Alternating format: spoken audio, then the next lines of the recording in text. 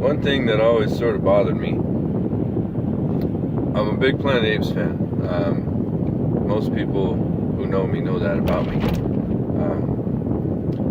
The new films, I have thoughts on those, but I was always a big fan of the original 5, and even the TV series and the animated series that follow. I don't know where that love came from. With a lot of things that I'm into, I can sort of trace the trajectory back to the beginning, but I can't do that for Planet of the Apes. It's just something that I've always thought was really cool. And then even back when I was too young to really understand what the stories were about, because I'll tell you, the allegory is not subtle, but they're good movies. I like them. They're entertaining. They're well written. And maybe that's because I like the Twilight Zone or whatever. There's a lot of good twist endings and such. But one thing that always bothered me was that the apes spoke English 1,000 years into the future. And it was actually it was brought up in a deleted scene when they well, we'll go back a little. There was supposed to be a scene in the original Planet of the Apes, 1968, where Taylor, Charlton Heston's astronaut, if you're not familiar with the characters, Taylor is being questioned.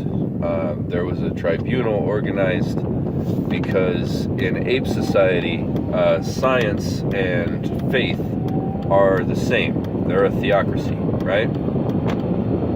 And their religion says that man was a lesser ape who was wicked and was therefore cast out of ape society and had no intelligence, right?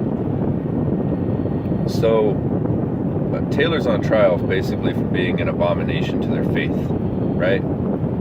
And during the trial, Taylor asked them how they speak English.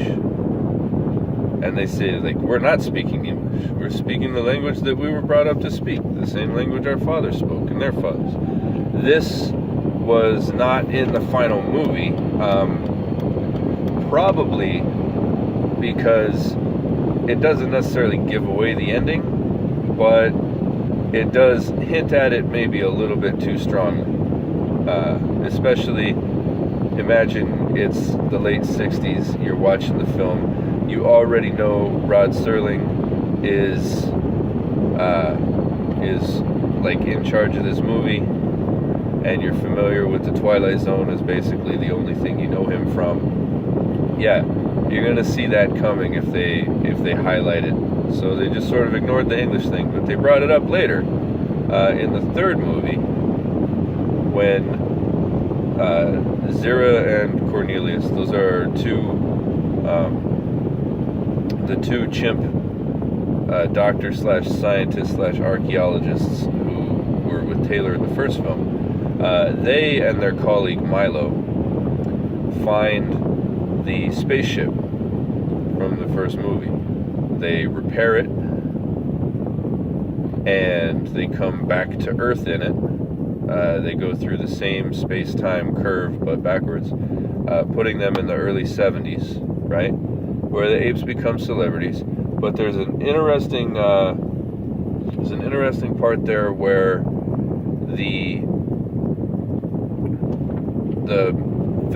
third film sort of mirrors the first one, in that Cornelius and Zira are the ones who are put on trial. There's a congressional hearing about them, basically because they're considered alien beings, even though they're from the future. There's a congressional hearing interviewing them, basically seeing, like, what are your intentions? Are they peaceful? Are you going to take over our society? All of that stuff, right? And then they bring it up there, where they ask Cornelius, how did you learn English? And Cornelius says, I didn't. I speak the language that my parents spoke, and they speak the language that their parents spoke, and that's how language goes. This is a long way to get there, but I just wanted to talk about how that really always bugged me. And there's a lot of stuff in the series that you can be bugged by, but the language thing always bugged me, because if we look at Shakespeare, right? Shakespeare is considered modern English. Shakespeare is the language we speak now, right? And if you've got people listening to Shakespeare, even with some of the words being the same, a lot of times the pronunciation is different. In Elizabethan English, doesn't match the way we are pronouncing words currently. There have been vowel shifts. There have been changes to vocabulary. A bunch of new words coming in. And it doesn't make a lot of sense for our language to have changed so much in 400 years, right? 400, 450, around there. Yeah, it's, to some people, Elizabethan English is unintelligible. Like, they can't understand it. It's something I've come across, having now been teaching for a while, and with my focus being on English, I've had to deal with Shakespeare a lot. And it's not that these poor kids aren't trying, it's that the mixture of sentence structure and the mixture of vocabulary and outdated pronunciations, because when you're reading Shakespeare, there are a few places where you just have to pronounce the word differently in order for it to flow, right? Unless you're reading prose. So that's only 450 years, and we have the advantage, right? Our language has changed a lot since then, but also since then, our literacy rate has gone up, and our literacy rate is one of the reasons our language has started changing more slowly, right?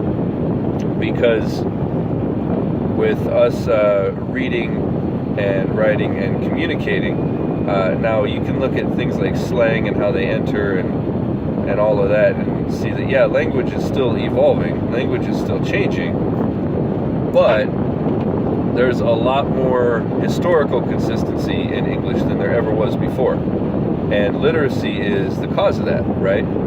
So if I'm reading something from the 1950s, I'm going to understand it. If I'm reading something from the 1850s, for the most part, I'm going to understand it, right? But imagine if literacy just went away, and then our language was taken up by 3 entirely different species who have created their own language to deal with the world, right? Because that's what they would have to do. They would learn English, but the English they speak would be informed by their own experiences, which biologically just don't fit ours. They have different senses than we do. Their bodies are made and shaped differently than ours are. One of the things that comes up in the first movie back in '68, Taylor makes a paper airplane, right? And the thing about Planet Apes, small details that some people don't catch on the first viewing. There are no birds or anything in Planet Apes. There are no birds, there are no dogs. There are a few other animals, very few, okay? But birds don't exist in the world of Planet Apes, right? And Cornelius, he tells Taylor that flight is a scientific impossibility. So it's 1,000 years later. They have no knowledge of our society whatsoever. And they consider flight impossible, so much so that no one has seen anything fly since the original event 1,000 years before, right?